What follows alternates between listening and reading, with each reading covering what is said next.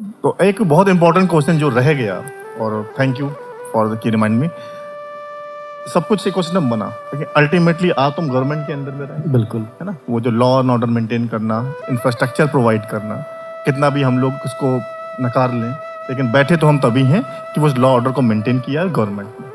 अब कितने कोई होते हैं जो कैपेबल तरीके से कर लेते हैं, कुछ इनकैपेबल, वो थोड़ा बहुत का अंतर है। वहाँ पे सब एक फैक्टर नहीं है कि एक आदमी कर देगा, वहाँ सारे सिस्टम की जो ह्यूमन मशीन जैसे चलती है ना, कि सारे सिस्टम जब साथ चलते हैं तब अच्छा प्रोडक्ट निकल के आता है। तो इस जब आपने एंटरप्रेन्योर्स में ये जो प्रॉब्लम सॉल्व करके सोल्यूशन दे दिया, तो हम ये नहीं बोल पाएंगे कि गवर्नमेंट का सपोर्ट नहीं था। गवर्नमेंट का ज़्यादा सपोर्ट था। तो वो सपोर्ट हम चाहते हैं वो क्या गवर्नमेंट ने दिया, जिससे कि ये एनकरेज हो बच्चे भी जान के कि ये सपोर्ट सिस्टम कैसे निकल के आता है। आज के दिन में हम अपने ह्यूमन इतिहास का जो लिखित इतिहास हमारे पास 5000 सालों का जो लिखित इतिहास है, उसके सबसे सुनहरे पल में बैठे हुए हैं भारत में, जहाँ पर कि एक बहुत ही अच्छा पॉलिटिकल मोटिव है, जहाँ की गवर्नमेंट ये सपोर्ट कर रही है कि आप एंटरप्रेन्योर बनिए। मैं ताउम्र शुक्रिया अदा करता रहूँगा स्टार्टअप इंडिया जैसे फ्लैगशिप प्रोग्राम का। आज उसी प्रोग्राम का देन है कि एक गांव का लड़का भी पगडंडियों से चल करके अपने प्रोडक्ट को नेशनल और इंटरनेशनल मंचों पर ले जा पाया। तो कहीं ना कहीं ये पॉलिटिकल विल को भी दिखाता है। और मैं बहुत ही शुक्रिया अदा करूंगा हमारे पूरे पॉलिटिकल सिस्टम का, हमारे प्रधानमंत्री का, जिन्होंने कि स्टार्टअप को इतना महत्व दिया। आज से पहले स्टार्टअप को इतना महत्व नहीं दिया गया था। आज ये है कि आज स्टार्टअप अपने गांव का एक हीरो होता है। पहले हो सकते थे कि आइडियोलॉजी अलग था हीरो का, आज एंटरप्रेन्योर एक हीरो है, तो उसका कहीं ना कहीं सपोर्ट पूरा का पूरा पॉलिटिकल विल को भी जाता है और इसमें अनगिनत लोगों को जाता है। देखिए सरकार ने आप लोगों के लिए कितनी अच्छी व्यवस्थाएं कर दी हैं कि आपके पास सिर्फ एक समस्या होना चाहिए, और मैंने आपको बता ही दिया कि समस्या हर एक पगडंडियों पर है। वो समस्या लेकर के आपको अपने नज़दीकी इंक्यूबेशन सेंटर तक बस चल के जाना है। मैं दावे के साथ कह सकता हूं कि कानपुर जैसे भी शहर में, जो बहुत अच्छा शहर है, यहाँ पर भी 4-5 इंक्यूबेशन सेंटर तो जरूर होंगे। हाँ है, कम से कम 4-5 इंक्यूबेशन सेंटर जरूर होंगे, ज़्यादा भी होंगे। मैं कम से कम बोल रहा हूँ, जिसमें कि मुझे तो 2-3 तो साफ HBTU का होगा, IIT कानपुर का इतना बड़ा इंक्यूबेशन सेंटर है जहाँ से मैं भी आता हूँ, और उनका भी धन्यवाद है कि आप इंक्यूबेशन सेंटर तक पहुँचिए। कहीं का भी इंक्यूबेशन सेंटर हो, पहुँचिए, अपने आइडिया के बारे में बताइए। अगर मैं यूपी, जैसे आप यूपी गवर्नमेंट से हैं, आपको तुरंत 5 लाख का फंडिंग है।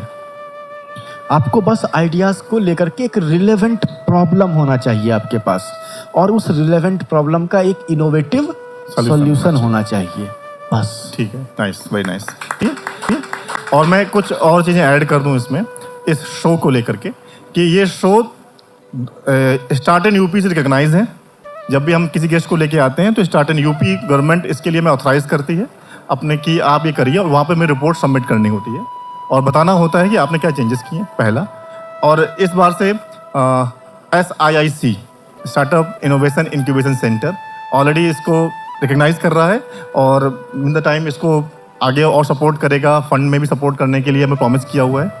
तो नेक्स्ट टाइम से वो भी चीज़ें होने वाली हैं। तो ये दो जो बड़ी बड़ी चीज़ें हैं, तो उसी लाइन में भी आप बिहार से आते हैं तो यूपी गवर्नमेंट को हम सब थैंक बोल देते हैं कि यूपी गवर्नमेंट पे ग्राउंड लेवल पे भी काम हो रहा है, जिसको बोलते हैं डबल इंजन। तो यहाँ की IT आपका कानपुर वो यूपी में आता है, तो उनको भी थैंक्सफुल कि वो ऐसे लोगों को रिकग्नाइज कर रहे हैं कि वो किसी ऐसे मार्केट से भी, क्योंकि देखिए अब यूपी ये क्या कर रहा है, वो ये नहीं बोल रहा है कि मेरे स्टेट से ही होने चाहिए, आप बिहार से आ रहे हो। हाँ, मैं आपको हम ओपन हैंड एक्सेप्ट कर रहे हैं, वो टैलेंट एक्सेप्ट कर रहे हैं, वो किसी भी रीजन से, किसी भी कास्ट से। वो बोलते हैं ना एंटरप्रेन्योर की कोई कास्ट नहीं होती, तो वो कास्ट इसीलिए है कि हमको सब कुछ एक्सेप्टेंस है, सिर्फ वो इनोवेटिव आइडिया होना चाहिए। अब बच्चे का क्वेश्चन था, ले लेते हैं सर। बस आप एक मिनट, क्योंकि हम वसुधैव कुटुंबकम को लेकर के चलते हैं, तो इसीलिए मैं IIT Kanpur, SIC IIT Kanpur और यूपी गवर्नमेंट का भी बहुत बहुत शुक्रिया। एक थैंक यू और बोल दें, सॉरी ये वो रह जाएंगे। AVP मिस्टर अंकित सक्सेना, जिनका इतना बड़ा इंकरेजमेंट था इस शो को लेकर के, ये सपना उनका था। अंकित सक्सेना जी का, वो जिनको आपने अरेंज भी किया है, और वो गेस्ट जितने अरेंज हो रहे हैं वो मिस्टर अंकित सक्सेना जी की वजह से हो रहे हैं। वो इतनी मतलब कि मैं जहाँ फ़ोन करता हूँ तुरंत से वो गेस्ट अरेंज करते हैं, तुरंत से वो कोऑर्डिनेट करा देते हैं। उनका बहुत बड़ा इनिशिएटिव है जो सफ़र आपको दिख रहा है। तो कहते हैं एक सोच कहीं रही होगी, मैंने एग्जीक्यूट किया, हमने उस पर एनहेंस किया, लेकिन उनका प्रॉपर कॉन्ट्रीब्यूशन है और प्रॉपर एक्टिवली पार्टिसिपेट करते हैं हमारे इस इनिशिएटिव को। अब प्लीज़ उसको तो मैं यही कह रहा था कि वसुधैव कुटुंबकम जो हमारा हमें प्राउड होना चाहिए कि हम G20 की अगवानी कर रहे हैं। पूरे विश्व के नेता आज हमारे भारत भूमि पर हैं।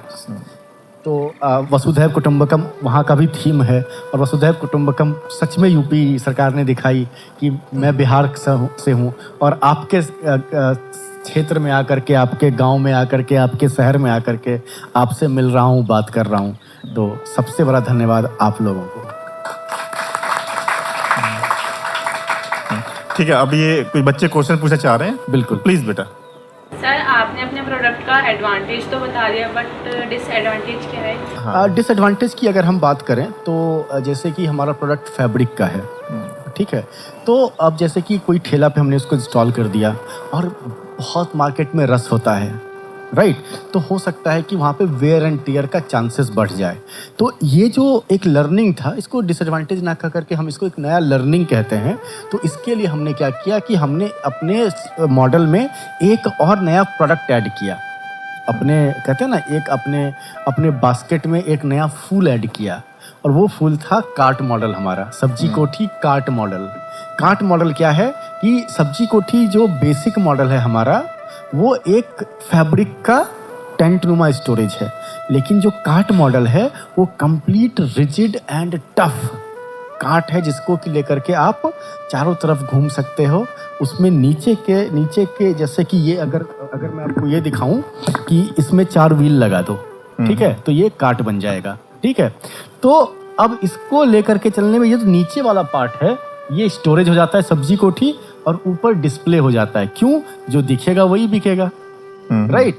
तो ऊपर हमारा डिस्प्ले होता है, एक सेक्शन में वहां पे तराजू रखने के लिए। तो आपको देखो, आपको प्रोडक्ट सिर्फ नहीं बनाना होता है, उन छोटे छोटे बातों का भी ध्यान रखना होता है, राइट।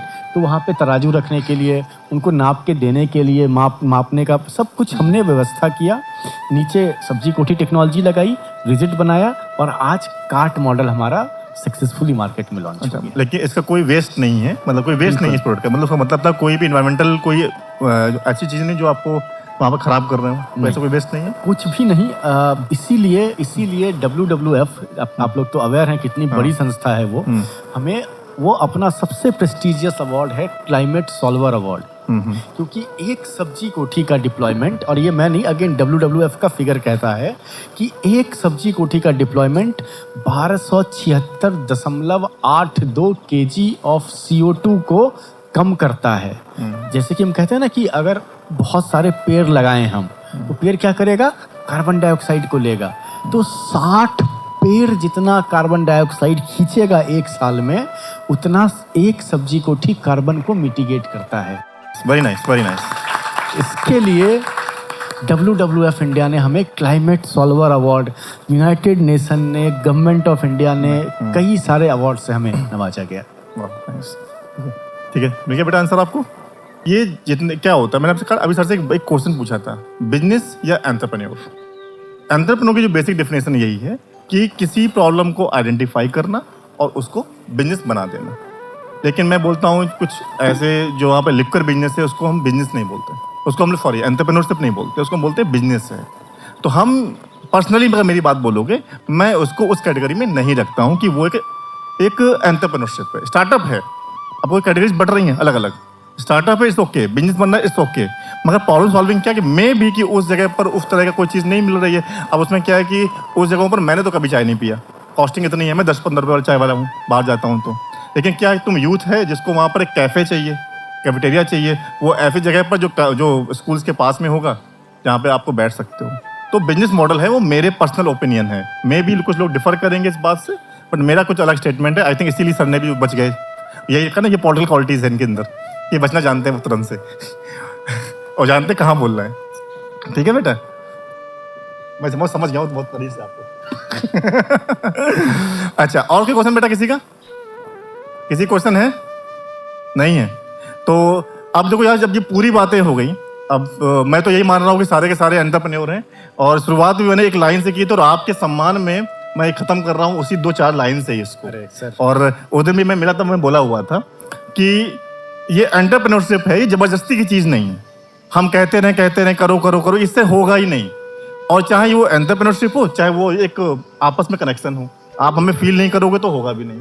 तो ही मैंने लिखा हुआ था उस पर कहीं पर कि अब ये मैं बोल रहा हूँ कि फर्क के सम्मान में बोल रहा हूँ, आप बोलो आपको मैं इतना समर्पित कर रहा हूँ उस लाइन को, ठीक है। और ये भी मैं डिस्क्लेमर दे दूँ कि मेरा है ठीक है, कि कितने चेहरे हैं, मैं अपनी बात कर रहा हूँ, शब्द की बात कर रहा हूँ, कितने चेहरे हैं खुद से झूठ कितना बोले, वो मेरा तब तक है जब तक वो चाहे, जबरदस्ती उसे अपना कितना बोले। बस। तो बीइंग एन एंटरप्रेन्योर, ये कहानी सबकी है, हम जबरदस्ती नहीं करा पाएंगे एंटरप्रेन्योरशिप। आपकी होगी, आपके लिए होगा। हाँ, इसमें जो कमियां हैं उसके लिए मैंने कुछ किया हुआ है, जिसकी वजह से कुछ एग्जाम्पल भी आज सुबह आपको दे दिए हैं, उन बच्चों को लाके खड़ा कर रहे हैं, उनको भी जो बडिंग है और जो एग्जिस्टिंग है, हम दोनों की बात कर रहे हैं। और आने वाले टाइम पे हो सकता है कि जो यही अभी 5 साल में 100 करोड़ के पार पहुंचेंगे। अभी मैंने एक रिस्ट्रिक्शन लगाया हुआ है असल में अपने शो में कि 30 से नीचे और करोड़ से ऊपर, ये 2 क्राइटेरिया है हमारे शो में पार्टिसिपेट करने के लिए, जिससे कि बच्चे समझ पाएं कि बहुत लंबी गैप नहीं है, 20 में आप हो, 20 में ये भी हैं, ठीक है। ये रीज़न है स्टार्टअप सफर में आप लोगों को जोड़ने का, और इसलिए यूथ के साथ करते हैं। ये हम बहुत अच्छी जगह पर कर सकते हैं, अच्छी जगह मतलब कहने का कि मेट्रो सिटीज़ में, बट मैं चाहता हूँ कि बच्चे वो जिनको जो सफ़र कर रहे हैं, तो ये आपको करीब से बता पाते हैं इनके प्रॉब्लम्स के बारे में। ये मेरा एक विज़न है, स्टार्टअप सफ़र बाय आलोक पांडे। आज के गेस्ट है mister Nikki Kumar Jha, Saptakrishi Scientific Private Limited से, जिन्होंने पूरा, तो हम थैंक यू बोलते हैं सर को और सर की पूरी टीम को, उन्हें टाइम दिया। अब स्पेशल थैंक्स मैं दे रहा हूँ रामा यूनिवर्सिटी को, और उसके ऊपर और स्पेशल थैंक्स की मैं बात करूँ कि वो है ma'am doctor Vaishali Dhingra, sir doctor Manish Dhingra sir, जिन्होंने इस इकोसिस्टम के लिए मुझे इतना इनकरेज किया होगा कि मैं बिना सोचे समझे ऐसे इनिशिएटिव लेके आ जाता हूँ। और ये सिर्फ और सिर्फ, मैं बिल्कुल बोल रहा हूँ प्राउडली, सिर्फ और सिर्फ कानपुर में रामा यूनिवर्सिटी ही कर रही है, जो आईटी के बाहर है। सर मैं बस आपको थोड़ा सा ऐड कर देता हूँ। हाँ। मैं इन सभी लोगों को भी धन्यवाद देना चाहूँगा, बिल्कुल। जो हाँ, ये जो पूरी जो टीम है, स्टाफ टीम है, जो सपोर्ट टीम है, वाकई में कोई भी चीज़ ना टीम की नहीं हो पाती है। एक बार आप घुमा दो इन लोगों के लिए, है ना। सबको बहुत बहुत धन्यवाद। हाँ, आप लोग थे तो ये शो हो पाया। टेक्निकल टीम, ये सपोर्ट स्टाफ टीम, जिन्होंने अरेंजमेंट किए, जिन्होंने क्लीनिंग करी, ये सभी की वजह से होता है। बिल्कुल। हम लोग को दिखता क्या है, सब सामने का, पर्दे के पीछे के जो लोग हैं, और खासकर हमारी भी मैं बोल दूं, मेरी कोर टीम जो हाईटेक से आती है, जो ये पूरा कॉन्सेप्ट लेकर के आती है, चीज़ें अरेंज करती है, वन टीम में, ये गाड़ी से सामान बाहर निकालना रखना सब कुछ करती है। बहुत एक शो बनाने के लिए एक पूरा शो हो जाता है वो, है ना। शो तो के पीछे भी शो होता है ना, है। क्योंकि हम लोग भी प्री मीटिंग करते हैं, प्री इंटरव्यूज होते हैं, कल हुए 9 2 घंटे ढाई हुए, तो वहाँ पे गर्ल्स बॉयज़, कल एक HB2 में जोड़ना पड़ रहा है, कुछ चीज़ें ऐसी रिलेवेंट आ जा रही हैं। कल ई कैफे में बैठे थे, आज तो चला HB2 वाले बच्चे आगे आ जाए, HB2 वाले बच्चे, HB2 जो आए हुए हैं, प्लीज़ आगे आ जाइए आप लोग। कल वहाँ पर, हाँ प्लीज़ आप भी आ जाओ।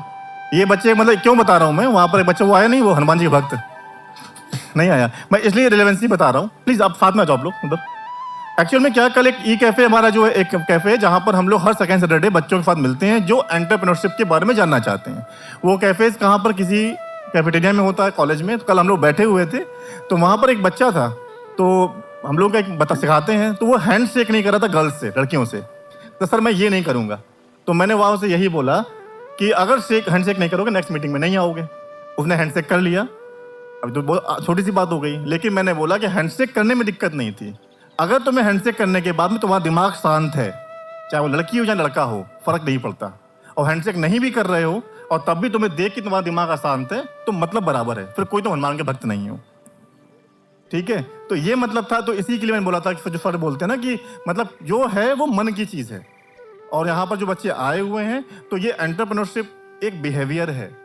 तो उस बिहेवियर को ये नहीं कि सिर्फ एंटरप्रेन्योरशिप के लिए ही आता है, वो नेचुरल लाइफ में भी आना चाहिए। कि वो फीलिंग, वो चीज़ें कि हम हैं, तो ये फीलिंग पहले फील करो, फिर एक एंटरप्रेन्योर। तो ये HB2 के लिए भी ताली बजा दें अलग से, ये बच्चे खुद इनिशिएटिव ले रहे हैं।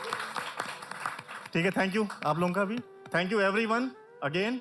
और फिर से कोई नेक्स्ट गेस्ट आएंगे नेक्स्ट मंथ में, फिर कोशिश करेंगे अब ये शो यहीं का होके रह जाए। अब मैं इसको यहाँ से डिस्ट्रैक्ट नहीं करना चाहता हूँ बिल्कुल भी अब। Okay, thank you sir, thank you Nikhil ji. Thank you sir.